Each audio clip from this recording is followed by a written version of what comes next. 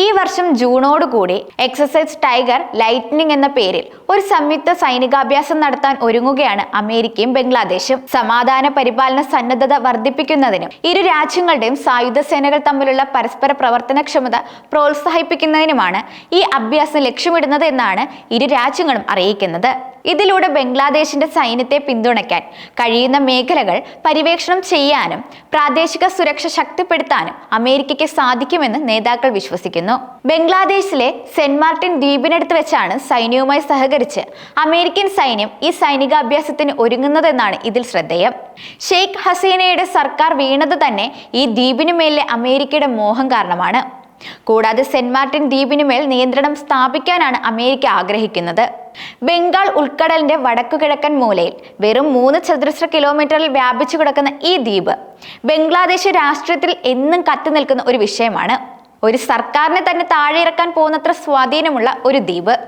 ബഹുജന പ്രക്ഷോഭത്തെ തുടർന്ന് ബംഗ്ലാദേശിലെ ഷെയ്ഖ് ഹസീനയുടെ നേതൃത്വത്തിലുള്ള സർക്കാരിന്റെ പതനത്തോടെയാണ് സെന്റ് മാർട്ടിൻസ് എന്ന കൊച്ചു ദ്വീപ് രാഷ്ട്രീയ ശ്രദ്ധ ആകർഷിക്കുന്നത്.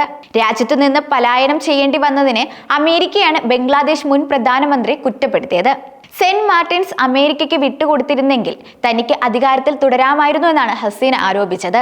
ഈ ദ്വീപ് പിടിച്ചെടുക്കുന്നതിനായി അമേരിക്ക തന്നെ അധികാരത്തിൽ നിന്ന് പുറത്താക്കാൻ ആഗ്രഹിക്കുന്നുവെന്ന് ഷെയ്ഖ് ഹസീന ആരോപിച്ചിരുന്നു.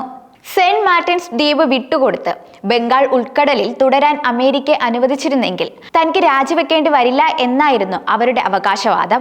മ്യാൻമർ, ഇന്ത്യ, ചൈന, മലാക്ക കടലിടുക്ക് എന്നിവയുമായുള്ള വ്യാപാരത്തിൽ ഈ മേഖലയിൽ നിന്ന് കണ്ണുവെക്കാനും അറേബ്യൻ കടലിലെ തങ്ങളുടെ സ്ഥാനം ശക്തിപ്പെടുത്തുന്നതിനുമാണ് അമേരിക്ക ആഗ്രഹിക്കുന്നത്. ഇതിനായി ദ്വീപിന്റെ മേൽ നിയന്ത്രണം സ്ഥാപിക്കാൻ അമേരിക്ക ശ്രമിക്കുന്നുവെന്ന തരത്തിൽ വർഷങ്ങളായി കിംവദന്തികൾ പ്രചരിക്കുന്നുമുണ്ട്. ബംഗാൾ ഉൾക്കടലിൽ സ്ഥിതി ചെയ്യുന്ന ബംഗ്ലാദേശിന്റെ ഉടമസ്ഥതയിലുള്ള ദ്വീപാണ് സെന്റ് മാർട്ടിൻസ്. കോക്സ് ബസാർ ഉപദ്വീപിൽ നിന്ന് ഏകദേശം 9 കിലോമീറ്റർ തെക്കായി സ്ഥിതി ചെയ്യുന്ന ഇത് ബംഗ്ലാദേശിന്റെ തെക്കേ അറ്റമായിട്ടാണ് അറിയപ്പെടുന്നത്. കോക്സ് ബസാർ പ്രദേശത്ത് അമേരിക്കൻ സൈന്യം അഭ്യാസങ്ങൾ നടത്താൻ തീരുമാനിച്ചിട്ടുണ്ട്. അടുത്ത മാസം അമേരിക്കയും ബംഗ്ലാദേശും തമ്മിൽ വലിയ തോതിൽ ഈ സൈനികാഭ്യാസം നടക്കും. മ്യാൻമറിന്റെ വടക്ക് പടിഞ്ഞാറൻ തീരത്ത് നിന്ന് ഏകദേശം 8 കിലോമീറ്റർ പടിഞ്ഞാറ് നാഫ് നദിയുടെ മുഖത്ത് സ്ഥിതി ചെയ്യുന്ന ഇത് ബംഗ്ലാദേശിലെ ഏക പവിഴ ദ്വീപാണ്. സഹസ്രാബ്ദങ്ങൾക്ക് മുൻപ് ടെക്നാഫ് ഉപദ്വീപിന്റെ തുടർച്ചയായിരുന്നു ഇത്. പിന്നീട് ഒരു ഭാഗം വെള്ളത്തിനടിയിലായതോടെ ബംഗ്ലാദേശിന്റെ പ്രധാന ഭാഗവുമായുള്ള ബന്ധം നഷ്ടപ്പെട്ടു. ഇതോടെ ഉപദ്വീപിന്റെ തെക്കേയറ്റം ഒരു ദ്വീപായി മാറി. 18-ാം നൂറ്റാണ്ടിൽ അറേബ്യൻ വ്യാപാരികളാണ് ഈ ദ്വീപിൽ ആദ്യമായി താമസമാക്കിയത്. അവർ ജാസിർ എന്നാണ് ദ്വീപിനെ വിളിച്ചത്. ബ്രിട്ടീഷ് അധിനിവേശ കാലത്താണ് ദ്വീപിന് സെന്റ് മാർട്ടിൻസ് എന്ന പേര് ലഭിക്കുന്നത്. 1900-ൽ ബ്രിട്ടീഷ് ലാൻഡ് സർവീസ് സംഘം ദ്വീപിനെ ബ്രിട്ടീഷ് ഇന്ത്യയുടെ ഭാഗമാക്കി. അവരാണ് ദ്വീപിന് സെന്റ് മാർട്ടിൻ എന്ന ക്രിസ്ത്യൻ പുരോഹിതന്റെ പേര് നൽകുന്നത്. ചിറ്റഗോഗിലെ അന്നത്തെ ഡെപ്യൂട്ടി കമ്മീഷണർ മാർട്ടിന്റെ പേരാണ് ദ്വീപിന് ഇട്ടിരിക്കുന്നതെന്നും ചില റിപ്പോർട്ടുകളുണ്ട്. തെങ്ങുകളുടെ സമൃദ്ധി കാരണം ഈ ദ്വീപിനെ ബംഗാളിയിൽ നാരിക്കേൽ ജിഞ്ചിറ അഥവാ തെങ്ങ് ദ്വീപ് എന്നാണ് വിളിക്കുന്നത്. ദാരുചീനി ദ്വീപ് അഥവാ കറുവാപ്പട്ട ദ്വീപ് എന്നും ദ്വീപ് അറിയപ്പെടുന്നുണ്ട്. ഷെയ്ഖ് ഹസീന രാജ്യം വിട്ടതിന് ശേഷം അന്നത്തെ അമേരിക്കൻ പ്രസിഡന്റ് ജോ ബൈഡന്റെ അടുത്തയാളായി കണക്കാക്കപ്പെട്ടിരുന്ന മുഹമ്മദ് യൂനുസിനെ ഇടക്കാല സർക്കാരിന്റെ തലവനായി നിയമിക്കുകയായിരുന്നു. ബംഗാൾ ഉൾക്കടലിൽ തന്ത്രപ്രധാന സ്ഥാനത്ത് സ്ഥിതി ചെയ്യുന്നതിനാൽ സെന്റ് മാർട്ടിൻസ് ദ്വീപിൽ മ്യാൻമറിന് എപ്പോഴും ഒരു കണ്ണുണ്ടായിരുന്നു. ദ്വീപ് ബംഗ്ലാദേശിന്റെ സ്വന്തമായിരിക്കുമ്പോഴും മ്യാൻമർ ദ്വീപിന്മേൽ അവകാശം ഉന്നയിച്ചിരുന്നു. ദ്വീപിനെ ചൊല്ലി ഇരു രാജ്യങ്ങൾക്കുമിടയിലുള്ള തർക്കങ്ങൾ പലപ്പോഴും സംഘർഷാവസ്ഥയ്ക്കും കാരണമായിട്ടുണ്ട്. ദ്വീപിന്റെ പേരിലുള്ള തർക്കങ്ങൾ പിന്നീടും പരിഹരിക്കപ്പെട്ടു.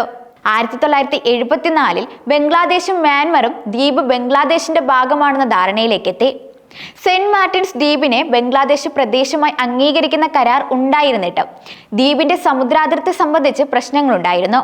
ബംഗ്ലാദേശിന്റെ ഉടമസ്ഥതയെക്കുറിച്ച് മ്യാൻമർ ചോദ്യങ്ങൾ ഉയർത്തിയിരുന്നില്ല. പക്ഷെ ബംഗ്ലാദേശി തൊഴിലാളികൾ പലപ്പോഴും മ്യാൻമറിന്റെ നാവികസേനയാൽ ആക്രമിക്കപ്പെട്ടു. ഇതിനിടെ റോഹിംഗ്യൻ പ്രശ്നം മ്യാൻമറിൽ ചൂടുപിടിച്ചു.